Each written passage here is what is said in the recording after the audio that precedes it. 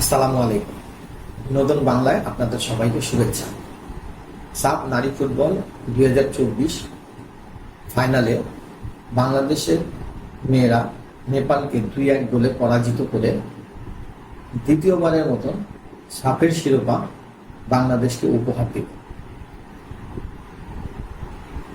2022-এর সাফের পরে 2024-এর সাফ, এই 2022 থেকে 2024-এর সাফের মধ্যে যে বাংলাদেশের যে জার্নিটা ছিল, আজকে এই জার্নিটা নিয়ে আলোচনা করব। যে 22-এর পর থেকে বাংলাদেশ নারী ফুটবলারদের সাথে কি কি ঘটলো এবং তারপরে 2024-এ তারা যে চ্যাম্পিয়নটা হলেন, এই বিষয়টা নিয়ে সবার শেষে কথা বলব। প্রথমে আমি 2022-এর সাব চ্যাম্পিয়নশিপের কথাই বলি। 2022-এর সাব চ্যাম্পিয়নশিপের কোচ ছিলেন গোলাম রব্বানী ছোটন,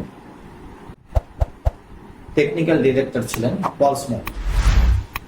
তো পল স্মলি এবং গোলাম রব্বানী ছোটন সেই সময় দায়িত্বে ছিলেন।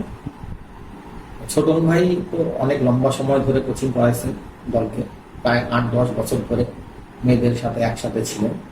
কিন্তু 2022-এর সাব জয়ের পরে যখন দল দেশে ফিরে আসলো, তারপর দেখা গেল 2023-এ লিগ নাই। এরপরে দলের দুইজন নির্ভরযোগ্য খেলোয়াড় আঁখি খাতুন এবং সিরাজ জাহান স্বপ্না খেলা ছেড়ে দিলেন। এর কিছুদিন পরে ছোটন ভাই একটা বোমা ফোটালেন যে আমি আর দলে নাই, নারী ফুটবল দলের সাথে আমি আর নাই। তিনি দল ছেড়ে দিলেন। তার পরপরই টেকনিক্যাল ডিরেক্টর যিনি ছিলেন পল স্মলি, উনিও চলে গেলেন।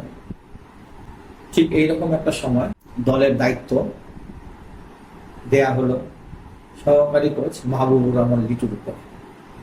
কেননা ওই সময় নেপালের নারী ফুটবল দল 2টা ফিফা ফ্রেন্ডশিপ ম্যাচ খেলার জন্য বাংলাদেশে আসে। তো সেই সময় ওই 2টা ম্যাচের দায়িত্ব ছিল সহকারী কোচ মাহবুবুর রহমান লিটুর উপরে। তো লিটু ভাইয়ের নেতৃত্বে যে বাংলাদেশ 2টা ম্যাচ খেললো, তো ওই 2টা ম্যাচ আপনারা ইউটিউবে গেলে দেখতে পাবেন।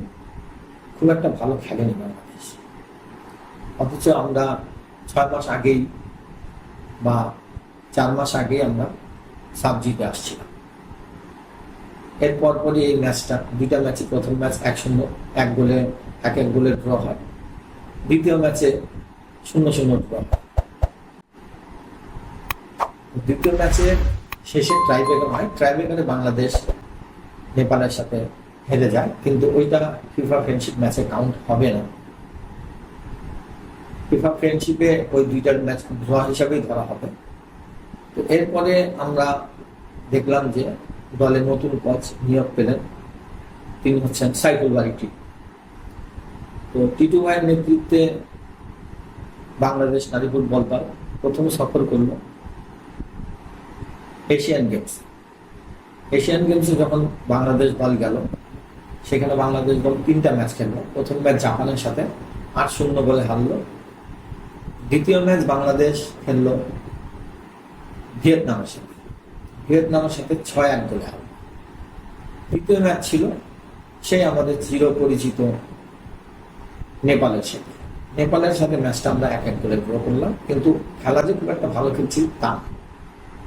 আমি আবার আপনাদেরকে বলবো যে ইউটিউবে যান, যে দেখেন খেলা খুব একটা গোছালো খেলা আমরা খেলতে পারি। এরপরে দল ফিরে আসলো। তার কিছুদিন পরে বাংলাদেশের 2টা ম্যাচ হলো সিঙ্গাপুরের সাথে। তো সিঙ্গাপুর সম্ভবত 123 বা 24 র্যাঙ্কিংয়ে, আর আমরা 140। কিন্তু আসলে আমাদের র্যাঙ্কিং তো 50-60-এর ঘরে থাকা উচিত আমি মনে করি। কেননা আমরা 59 নম্বর টিম বা 61 নম্বর টিম ভারতকে 2 বছরই সাপে আমরা পরাজিত করলাম। তারপর 98 নম্বর টিম সম্ভবত নেপালকেও আমরা 2 সাপে পরাজিত করলাম, যদিও মাঝখানে 3টা ম্যাচ ড্র ছিল। কিন্তু আমরা তো হারাইছি, 2টা ম্যাচে হারাইছি। 2 সাপের ফাইনালে আমরা নেপালকে হারাইছি। আমাদের র্যাঙ্কিং থাকা উচিত 50 থেকে 60-এর ভেতরে, সেই জায়গায় আমাদের র্যাঙ্কিং হচ্ছে 140। এটার জন্য সিঙ্গাপুর আমাদের থেকে যোজন দূরে আছে। সিঙ্গাপুরে আমরা 6 গোলে এবং 3 গোলে যে হারাইছি, 8 গোলে বা 3 গোলে, ওইটা আমি কোনো কাউন্টিংয়ে নিব না, ওটা কোনো ম্যাচের মধ্যেই পড়ে না। হ্যাঁ, তো এই হচ্ছে গিয়ে আমাদের মানে ফুটবল টিমের যে জার্নি। এবং এর মাঝখানে যে ঘটনাগুলো ঘটলো সেটা হচ্ছে যে সিরাজ জাহান স্বপ্না খেলা ছেড়ে দিছে, আঁখি খাতুন খেলা ছেড়ে দিছে, আমাদের লেফট উইং এর সবচেয়ে ভালো প্লেয়ার ছিল কৃষ্ণা রানী, কৃষ্ণা রানী ইনজুরিতে আছে। তারপরে যেটা হলো সেটা হচ্ছে যে নতুন কোচ আসেন, নতুন কোচ কে আসেন? Peter Butler. তো এই পিটার বাটলার আসার আগেও আরো কিছু ঘটনা ঘটে গেছে, যেমন মেয়েরা অলিম্পিক কোয়ালিফাই খেলতে পারে না, ফেডারেশনের কাছে নাকি টাকা নাই, মেয়েরা যেতে পারে নাই খেলতে। মোট কথা মেয়েরা মানে বারবার বঞ্চিত হয়েছে। ফিফা ফ্রেন্ডশিপ ম্যাচ খেলার জন্য সৌদি আরবকে ডাকা হয়েছে, সৌদি আরব আসেনি। এরপরে আমাদের পার্শ্ববর্তী দেশ যেটা মায়ানমার, তাদের সাথে আমাদের ফিফা ফ্রেন্ডশিপ ম্যাচ খেলার কথা ছিল, কিন্তু আমরা গেলাম না, তাদের রাজনৈতিক অবস্থা ভালো ছিল না, সেখানে যাওয়া হলো না। তারপর আমাদের একটা টুর্নামেন্ট ছিল জর্ডানে, সেইখানে আমরা গেলাম না, ওইখানকার রাজনৈতিক অবস্থাও ভালো না। তো মোট কথা মেয়েরা একটা ব্যাক প্যাচের মধ্যে পড়ে গেছে। তো যাই হোক, এত কিছুর পরে অবশেষে যখন আমাদের কাছে সাপ চলে আসতেছে 2024, তাৎক্ষণিকভাবে আমাদের ফুটবল ফেডারেশন নতুন কোচের নিয়োগ দিলেন, ইংলিশ কোচ। এবং ওনার প্রোফাইলটা খুব ভালো প্রোফাইল, উনি একসময় ইউরোপের লিগে খেলছেন এবং ইংল্যান্ডের একটা ক্লাবের কোচও ছিলেন তিনি। তো সেই হিসাবে যথেষ্ট অভিজ্ঞতা সম্পন্ন একজন কোচকে নিয়ে আসছেন। এই একটা কাজ লাস্ট ফুটবল ফেডারেশন যারা যে ফেডারেশনটা ছিলেন, কাজী সালাউদ্দিনের যে প্যানেলটা ছিল, তারা এই 15-16 বছরের মধ্যে আমার মনে হয় এই প্রথম একটা ভালো কোচ নিয়ে আসছে। হ্যাঁ, যে কোচের অধীনে বাংলাদেশের মেয়েরা আমার মনে হয় কিছুটা হলেও ডেভেলপ করতে পারছে। তো ইনি যখন আসছেন, ইনি আসার 2 মাসের মাথায় চাইনিজ তাইপের সাথে আমাদের ফিফা ফ্রেন্ডলি ম্যাচ করবো। তো এই ফিফা ফ্রেন্ডলি ম্যাচে উনি যে দলটা উনি পাইছে, দলের মোট কথা বলতে পারেন যে আপনি মূল 4টা প্লেয়ার তো নাই। এক হচ্ছে আঁখি খাতুন নাই, এক হচ্ছে সিরাজ জাহান স্বপ্না নাই, আঁখির রিপ্লেসমেন্ট হিসাবে নিয়ে আসা হয়েছে আফিদাকে, বয়স কম, বলতে পারেন অনেকটা নার্ভাস থাকে মেয়েটা।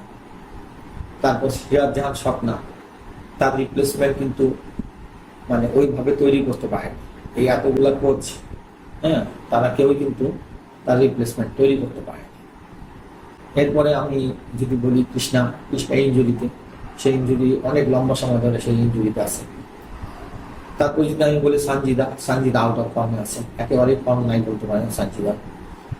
রাইট উইং এ তার বিকল্প কোনো তৈরি করা হয়নি। এতদিন কোচটা যে কি করলো আমি বুঝলাম, লম্বা সময় ধরে তারা কাজ করছে, কিন্তু সেকেন্ড কোনো প্লেয়ার রাখে নাই যে এর আমি মানে একটা সেকেন্ড চয়েস থাকবে, সেই সেকেন্ড চয়েস ছিল না। যাই হোক, তিনি আসলেন, আসার পর প্রথম ম্যাচটা উনি চাইনিজ তারপের সাথে ওনার যে হাতে যতটুকু সময় পাইছে, সময়ের ভিতরে টিমকে যতটুকু উনি গুছানোর চেষ্টা করছে। তো প্রথম ম্যাচে আমরা যে ফরমেশনটা খেললাম, এই ফরমেশন আমাদের মেয়েরা খেলা অভ্যস্ত না, যার কারণে খেলাটা হয়ে গেল এলোমেলো। আমরা একটা বিশাল ব্যবধানেই হারলাম বলতে পারি, 4-0। সেকেন্ড ম্যাচে উনি কিছুটা পরিবর্তন আনলেন, প্লেয়ারদেরও পরিবর্তন আনলেন, কিছু সিনিয়র প্লেয়ারদের উনি বসায় দিলেন, কিছু নতুন প্লেয়ারদের উনি ট্রাই করলেন। যে প্লেয়ারদের উনি ট্রাই করছে তারা একেবারে খারাপ খেলেনি, তারা যথেষ্ট ভালো খেলছে আমার বিশ্বাস। তো সেকেন্ড ম্যাচে উনি কামব্যাক করছে এবং আমি বলবো যথেষ্ট ভালো ফুটবল খেলছে। বাংলাদেশ 4-3-3 এই ইয়াতে খেলছে, এই ফরমেশনে খেলছে। তো 4-3-3 ফরমেশনটা যে ফুটবলটা বাংলাদেশ খেলছে সেই তাইওয়ানের সাথে মোটামুটি বলতে পারেন 45-55 এর একটা ইয়ে আছে, যে তারা যদি 55% বল তাদের মানে দখলে রাখছে, তো বাংলাদেশ 45% বল দখলে রাখছে। এবং ওই একটা গোল, যে এক গোলে আমরা হারছি সেকেন্ড ম্যাচটায়, ওই গোলটা আপনি বলতে পারেন যে ওই একটা গোল ছাড়া তাইওয়ান তেমন একটা কোনো কিছু সুযোগ তৈরি করতে পারে না বাংলাদেশের সাথে। যাই হোক, এই 2টা ম্যাচের পরে কোচের কাছে আর তেমন একটা সময় ছিল না। আমরা তারপরে 2টা ফ্রেন্ডশিপ ম্যাচ খেলছি ভুটানের সাথে। তো ভুটানের অবস্থাটা কি এরকম আমরা জানি, ভুটানের সাথে ফ্রেন্ডশিপ ম্যাচ খেলা না খেলা সবার কথা। হয়তো আমাদের র্যাঙ্কিংটা একটু বাড়বে এই জয়ের ফলে, কিন্তু আমরা কিছু শিখতে পারবো না, তারা হয়তো আমাদের কাছ থেকে শিখছে অনেক কিছু। যাই হোক, এই ম্যাচে আবার কোচ আরেকটা পলিসি অ্যাপ্লাই করছে, সে 4টা প্লেয়ারে নিয়েই যায় ভুটান। এই 4 জনের মধ্যে হচ্ছে শামসুন নাহার, তোহরা খাতুন, আফিদা খন্দকার এবং মাঝবান একটা নতুন মেয়েকে খেলাইছে মুনকি আক্তার। মুনকি আক্তার এই 4 জনকে নিয়ে মানে বাংলাদেশে রেখে উনি দল নিয়ে গেছে। যে প্লেয়ার না হইলে চলে না সেই প্লেয়ারগুলো সে নিয়ে গেছে, যে যেমন মনিকা লাগবেই, হ্যাঁ, তারপর সাবিনা লাগবেই, ডিফেন্স গুলা লাগবে, তারপরেও মনে করেন যে আফিদারে রেখে দিয়ে গেছে। হ্যাঁ, তো যাই হোক, যতটুকু সে এক্সপেরিমেন্ট এই 4টা ম্যাচের উপরে সে এক্সপেরিমেন্ট করে গেছে, এবং এই 4টা ম্যাচের উপরে এক্সপেরিমেন্ট করার পর সে যে দলটা একটা তৈরি করছে, যথেষ্ট ভালো দল তৈরি করছে। আমি বলবো সুন্দর দল তৈরি করছে।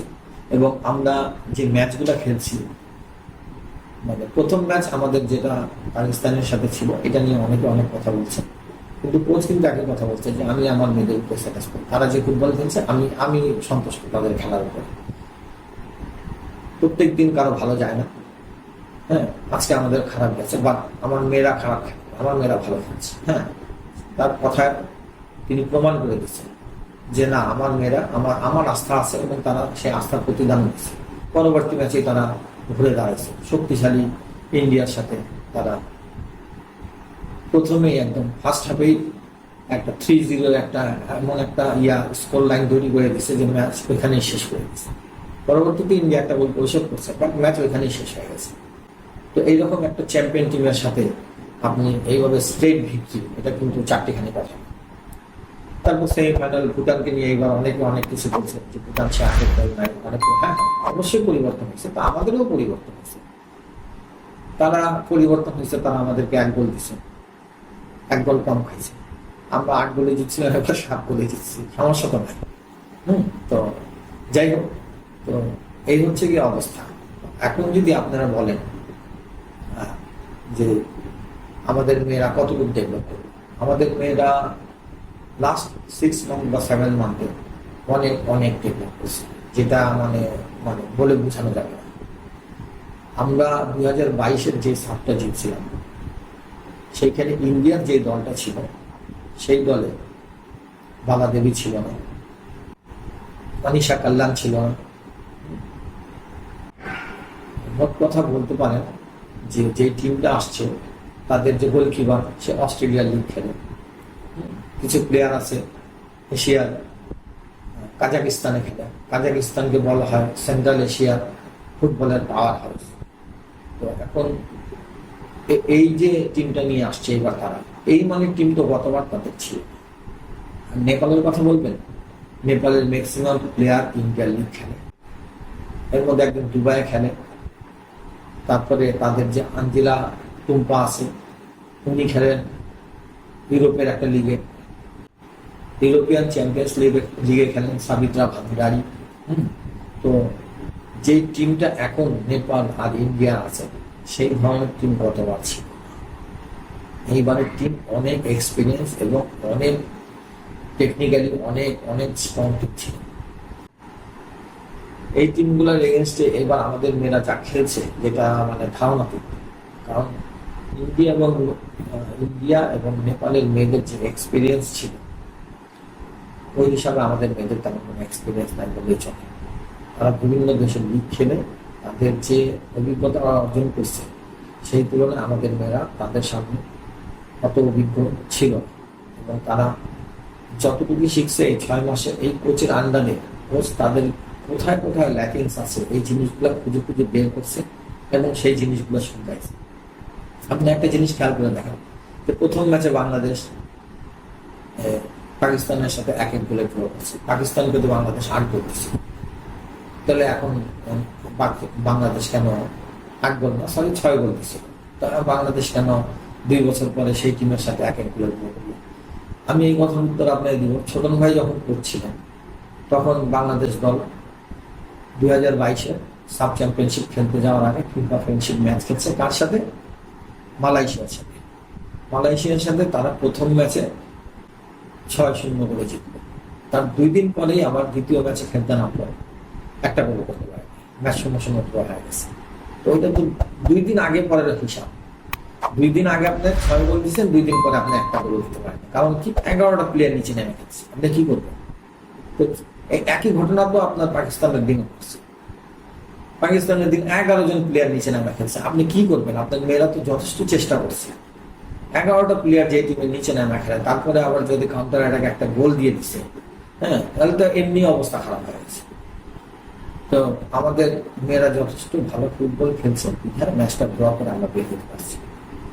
তো এইগুলা নিয়ে আসলে কথা বলার কিছু না। আমি যতটুকু জানি বা আমি যতটুকু বুঝলাম যে এই কোচের অধীনে আমাদের মেয়েরা অনেক ভালো ফুটবল খেলছে এবং তারা টেকনিক্যালি অনেক স্ট্রং আছে। তাদের যে সমস্যাগুলো ছিল আপনি সহজভাবে দেখেন, এই তোহরাকে কি আমরা দেখছি এর আগে? এইবার সাপে আমরা তোহরার যে চেহারাটা দেখলাম, যে রূপটা দেখলাম, এই রূপ কি তোহরার দেখছি এর আগে কখনো? আপনি বলেন। তো এই যে মেয়েগুলাকে যে ধরে ধরে ধরে ধরে ঋতুপর্ণা আগেও অনেক ভালো ফুটবল খেলতো, কিন্তু এত গতিময় ফুটবল খেলতো মোটেও না।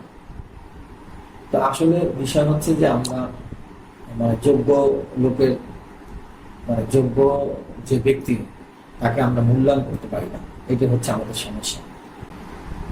দল সাপ খেলতে যাওয়ার আগে যখন প্লেয়ারদেরকে জিজ্ঞেস করা হলো যে আপনারা কি মানে কি ফরমেশন আপনারা খেলতে যাচ্ছেন, তখন মাসুরা পারভিন বলল যে আমাদের যিনি কোচ এখন আছেন পিটার বাটলার, উনি পেছন দিকে খেলতে পছন্দ করেন, ওনার কথা হচ্ছে যে সামনের দিকে খেলতে। তো এখন আমরা চেষ্টা করতেছি এই খেলাটা রপ্ত করা। তো এই কথার সাথে কাজের কিন্তু আমরা 100% মিল পাইছি।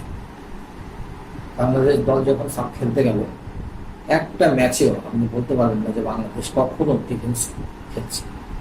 খেলার পুরা 90 মিনিট, সম্পূর্ণ 90 মিনিট বাংলাদেশ অ্যাটাকিং ফুটবল খেলে গেছে। এবং এই যে এই খেলাটা যে মানে তারা রপ্ত করছে, এটার ভেতরে কোচ বলতে পারেন যে প্রত্যেকটা মেয়ের ইন্ডিভিজুয়ালি কোথায় কোথায় সমস্যা আছে সেই জিনিসগুলো কোথায় কোথায় দেখছে এবং সেই সমস্যাগুলো সমাধান করছে। যার কারণে আমাদের মেয়েরা আর কিছু পারুক আর না পারুক, একটা জিনিস শিখছে, সেটা হচ্ছে বল হোল্ড করে খেলা। যে জিনিসটা তাদের ছিল না, তারা বল ধরে যতক্ষণ পর্যন্ত তার সতর্ক প্লেয়ারকে না পাইছে ততক্ষণ পর্যন্ত তারা বলটা ডেলিভারি করে। তো এই যে জিনিসটা যেটা তারা শিখছে, এটা যে কতটা মানে বাংলাদেশ ফুটবল টিমকে সামনের দিকে আগায় নিয়ে গেছে, যেটা আমরা মাঠে খেলা দেখে বুঝতে পারলাম যে টিম যথেষ্ট ডেভেলপ করছে। এবং এই কোচের আন্ডারে বলতে পারি আমি যে গত 2 বছর বা 4 বছর যাই বলেন, তার মধ্যে সবচেয়ে বেটার ফুটবল খেলছে, অনেক বেটার ফুটবল খেলছে। যদিও কোচ খুব কম সময় পাইছে, কিন্তু এই কম সময়ের মধ্যে অনেক ভালো ফুটবল খেলছে এবং এর প্রতিফলন কিন্তু আমরা মাঠে দেখতে পাইছি। একটা ম্যাচেও আমাদের মেয়েরা ডিফেন্সিভ মোডে যায় না। বিশেষ করে আপনি 2টা ম্যাচের কথা আমি একদম স্পষ্টভাবে বলতে পারি, সেটা হচ্ছে যে ইন্ডিয়ার সাথে যে ম্যাচটা আমাদের ছিল, সেই ম্যাচে কিন্তু প্রথমার্ধেই মোটামুটি 3-1 গোল আমরা আগায় গেছি। দ্বিতীয়ার্ধে কিন্তু কোনো দলই গোল করতে পারেনি, কিন্তু দ্বিতীয়ার্ধে নেমে কিন্তু আমাদের মেয়েরা ডিফেন্সিভ মোডে যায় না, খেলা শেষ পর্যন্ত অ্যাটাকিং করে গেছে। এবং এই একই রূপ আমরা দেখতে পেলাম ফাইনালের দিকে। ফাইনালের দিনও কিন্তু আপনি দেখেন খেলা শেষের আগ পর্যন্ত বাংলাদেশ কিন্তু অ্যাটাকিং মোডেই ছিল। 2-1 গোলে জিতা যখন ম্যাচ চলে আসছে বাংলাদেশের হাতে, তখন কিন্তু শেষ 10টা বা 12টা মিনিট বাংলাদেশ কিন্তু ইচ্ছা করলে ডিফেন্সিভ মোডে যেতে পারে, কিন্তু যায়নি, তারা অ্যাটাকিং মোডে খেলে গেছে। এবং ভুটানের সাথে কথা কি বলবো, দুজনদের তো একদম ডিস্ট্রয় হয়ে গেছে। হ্যাঁ, তো এই যে অবস্থাটা, তো আমি মনে করি যে এই কোচের দরকার আছে, আমাদের এই কোচের দরকার আছে। বিশেষ করে আমাদের যে মেয়েদের ইন্ডিভিজুয়ালি যে স্কিলটা সে গ্রো করছে, সেটা মানে অস্বীকার করার কোনো সুযোগ নেই। আমি বলবো ফুটবল ফেডারেশনে যারা আছেন কর্মকর্তারা, তারা কোচের সাথে কথা বলে। আমার মনে হয় এই ধরনের একটা কোচ যদি আমরা রাখতে পারি, আমরা ফুটবলে আমাদের মেয়েরা আরও অনেক ডেভেলপ হবে। এবং তাদের এটা মনে করার কোনো কারণ নাই যে কোচ জুনিয়রদের খেলায় সিনিয়রদের বসায় রাখে না, কোচ এক্সপেরিমেন্ট করবে, যার যার খেলা তাকে তার খেলা মানে খেলতে হবে। কোচের দায়িত্ব হচ্ছে তার এক্সপেরিমেন্ট করা এবং রিপ্লেসমেন্ট তৈরি করা, এটাই কোচের কাজ। তো এখানে মন খারাপ করা বা কোচের ব্যাপারে কোনো ধরনের মন্তব্য করার কোনো কারণ দেখি না। কোচ তার জায়গায় ঠিক আছে। এবং আমি দেখছি ফাইনাল খেলার পর ইন্ডিভিজুয়ালি সে মেয়েদের সাথে কথা বলছে। দেখলাম যে টিভি স্ক্রিনে আমি যতদূর দেখলাম, সানজিদা সিনিয়র প্লেয়ার, তারপর নীলকর ইয়াসমিন নীলা সিনিয়র প্লেয়ার, কৃষ্ণা ইনজুরির কারণে সে মাঠে নামতে পারেনি, এরপর সুমাইয়া আছে, এদের সবার সাথে ইন্ডিভিজুয়ালি সে কথা বলছে যে এই খেলায় শেষ নেই, আরও খেলা আছে সামনে, তোমরা আরও খেলা আছে, খেলতে পারবো, মন ছোট করার কোনো কারণ নেই। তো এরপরেও যদি আমি মনে করি যে একটা মেয়ে খেলা শেষে কোচের ব্যাপারে একটা মন্তব্য করে, যেটা আমার কাছে আমি মোটে এই জিনিসটা নিতে পারলাম। হ্যাঁ, আপনার পূর্বের কে কি করে গেছে না করে গেছে ওটা তো পাস্ট, একটা বন্ডিং হইতে পারে। একটা মানুষ যদি 10 বছর 8 বছর আপনার টিমের সাথে খেলা বন্ডিং হইতে পারে, তাই বলে নতুন যারা আসবে তাদের কাছ থেকে কিছু নেওয়ার নাই, এটা ভাবার কোনো কারণ নাই। হ্যাঁ, আর ওনার যে প্রোফাইল আমাদের পূর্ববর্তী একটা কোচের ওই প্রোফাইলের সাথে মিলে না। যোগ্য লোকের সম্মান দিতে হবে, এটা হচ্ছে সবচেয়ে বড় কথা। সবশেষে এটাই বলতে চাই যে সকল খেলোয়াড় কর্মকর্তাকে অনেক অনেক শুভেচ্ছা এবং আগামী এশিয়া পর্যায়ে আরও ভালো খেলুন এই আশা কামনা করি।